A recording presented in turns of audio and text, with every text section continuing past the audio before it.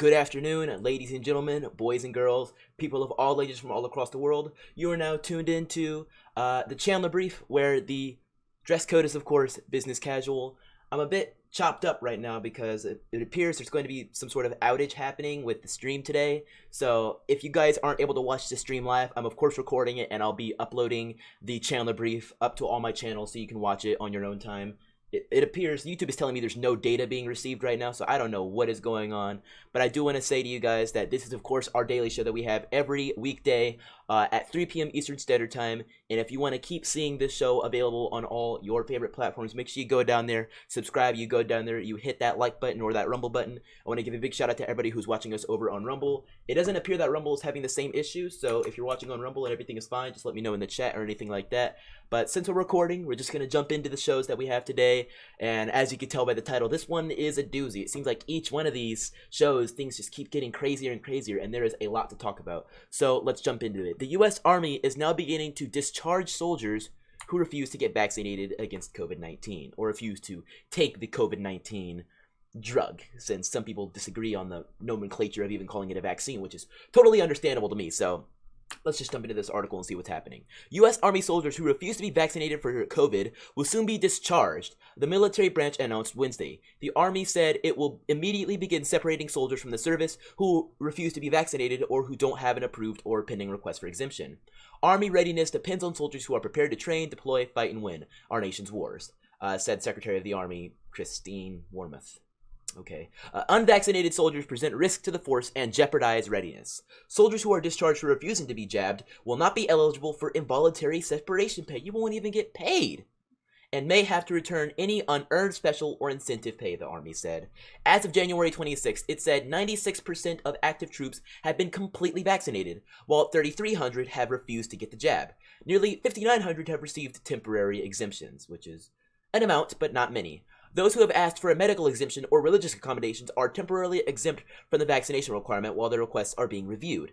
To date, Army commanders have relieved a total of 6 regular Army leaders, including 2 battalion commanders, and issued 3,000 general officers officer-written reprimands to soldiers for refusing the vaccination order, the Army said last month. The Pentagon began requiring members of the member to get vaccinated last summer. So obviously this isn't a very new thing as it was last summer, but this is an interesting rise that they're now going to be kicking you out for not having it. At first, they weren't letting you back in, or they weren't letting you in the first place, but this is new. They're gonna straight up kick you out of the Army, so, and it seems like you don't get any involuntary pay, so you just get discharged. And I don't know too much about how the military system works, but I don't know if it's like a dishonorable discharge or it's just like a you're out stuff sort of thing. Somebody in the comments the comments is gonna have to let me know how that all works.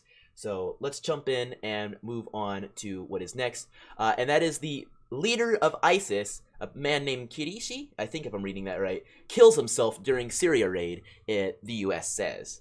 So let's move on to what is happening here. The leader of the Islamic State died when he blew himself and family members up during a U.S. military raid in Syria, President Joe Biden said on Thursday, dealing a blow to the jihadist group's efforts to reorganize as a guerrilla force after losing large swaths of territory. Abu Ibrahim al-Hashimi al-Qurayshi, I don't know how well I did that, but had led the Islamic State since the death of its founder, al-Baghdadi, in 2019, who was also killed when he detonated explosives during a raid by U.S. military commandos.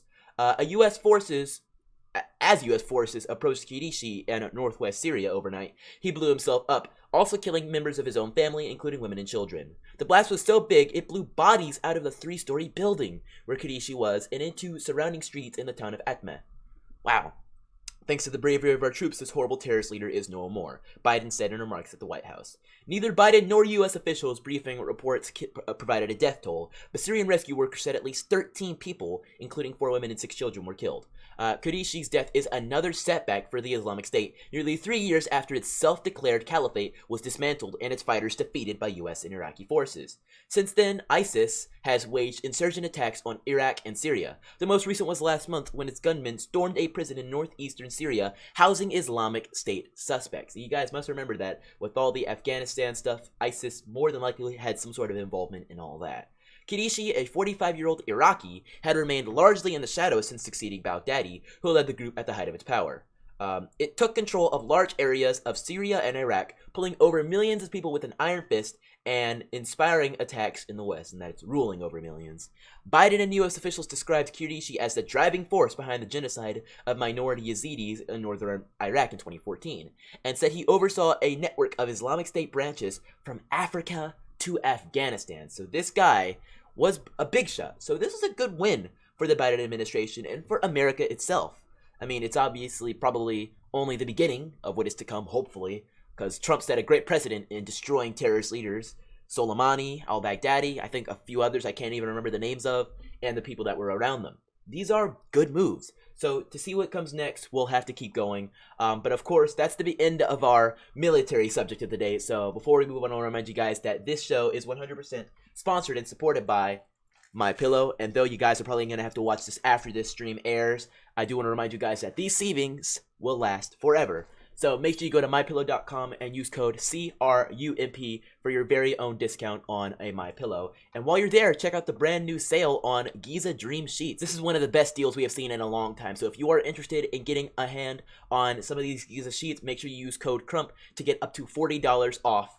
Or, no, get $40 on a Giza Dream Sheets, and that's actually up to like $80 off, because these things are like $100 or so alone, so it is an amazing deal. So make sure you use code CRUMP, limited time only, to get these Giza Sheets for $40. But moving on to what's next, we have a quick little subject here that's going to tie into what we're going through, and this is the fact that a substitute teacher was caught on video yelling at a 13-year-old over a mask that had the thin blue line flag on it. Let's see what this is about. It's the new Confederacy flag.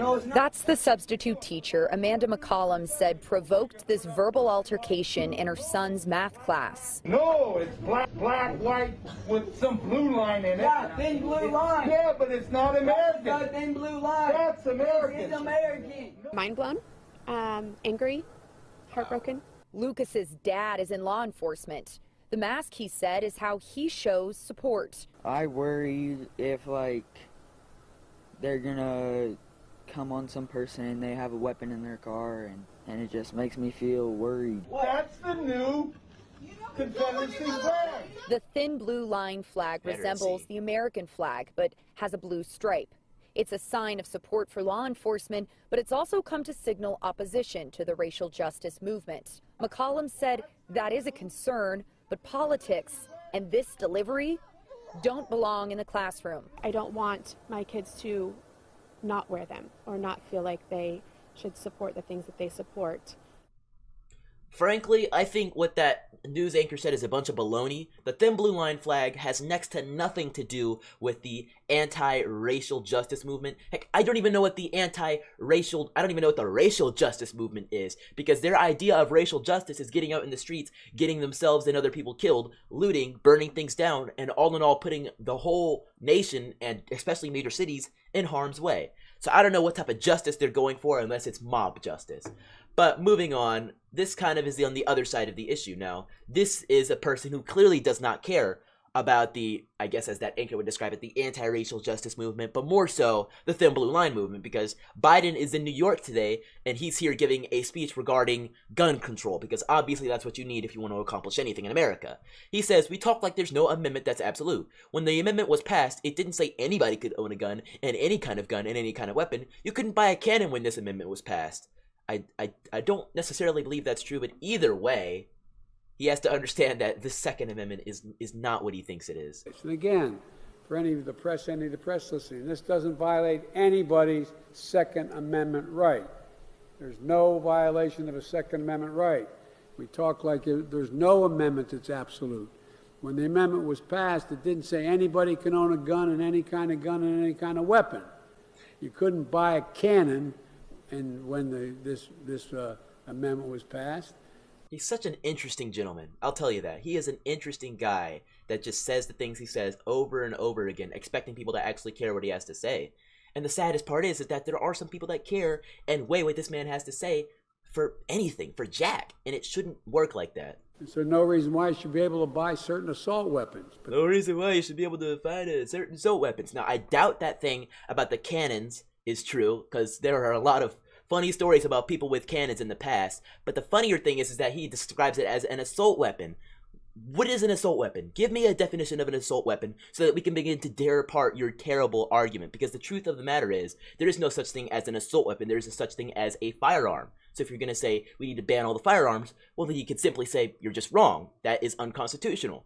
But clearly him saying that his gun control chasing of it has nothing to do with violating the Second Amendment, he already does not know anything about the Constitution. Moving on to something that does have a little bit more weight of which should possibly be listened to, it is the fact that the Swedish Public Health Agency has now declared that COVID-19 is no longer a socially dangerous disease. All restrictions in Sweden will be lifted. And, of course, somebody commented, Sweden says gravity is no longer a force to obey. All restrictions will be lifted. It's really funny. Truly. I'm sitting here, I'm laughing. So now we shift to Canada. What's happening up there? Should they get out of their restrictions now? Well, let's see what the Ottawa City Council has to say, because apparently they believe funding to these mercenaries that are unlawfully protesting should be cut off. This sounds a little tyrannical, don't you think?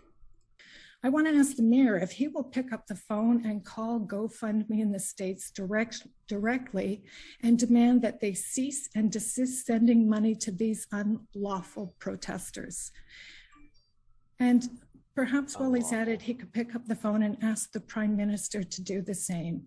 We've had some conversations about perhaps suing GoFundMe. Oh my, I gotta laugh at that. That's laughable. That is laughable right there, that she is actually considering suing GoFundMe for doing what GoFundMe does. And the craziest part about this is that GoFundMe has already paused the funds that is going to those people. So she's saying we need to sue them for doing what we don't want them to do when they've already done it. But legal action takes time, and this is urgent. We need to cut off the pipeline of funding to these people that are unlawfully mercenaries, if you will, that are unlawfully protesting and occupying our communities. Now, what the truckers are doing is not unlawful whatsoever. They are following the law nearly to a T. So there's nothing illegal that these people are doing. The only thing that is illegal, at least in the truckers' opinions and my opinions, is trying to lock down the nation for 2, going on 3 years, and trying to hold us all down from living our lives, of which are limited. The government has so much power, and the government is eternal, really. It just keeps on going and going and going. The citizens of said government don't have that same ability to just keep going and going and going. Our lives are limited by our bodies. So you're going to tell us that for the time being, we have to stay still and stay inside and not do the things that we were born to do and must live our lives under your rule?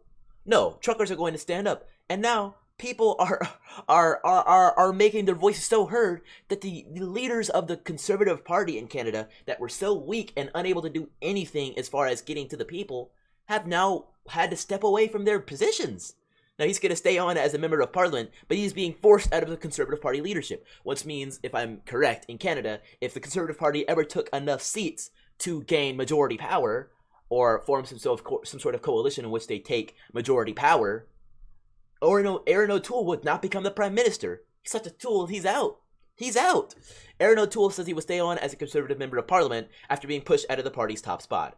O'Toole addressed his loss in a 6-minute video shared on social media Wednesday. It was posted only hours after he learned he had lost the support of the Tory caucus. The Conservatives have 119 MPs, but the party's National Caucus Chair, Scott Reid, says he did not vote. In his farewell video, O'Toole said he had officially resigned as party leader and would remain in his seat as the Member of Parliament for the Southern Ontario riding of Durham. He also pledged his loyalty to the next Conservative leader, urging all in the party to do the same. He became the first party leader to be removed under a process outlined in the Reform Act, passed in 2015, that allows a caucus to give members the power to trigger a leadership review.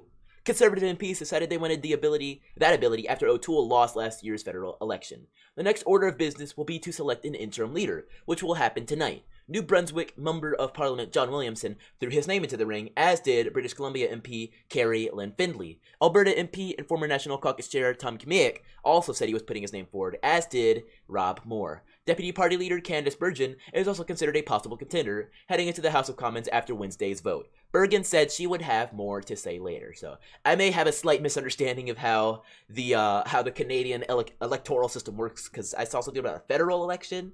So I'm not very educated on the Canadian political system. If you know more about it, let me know down in the comments below. I'll do some research since Canada is becoming such a talking point these days that I might actually have to learn how their systems work so I can talk about it without sounding like an idiot.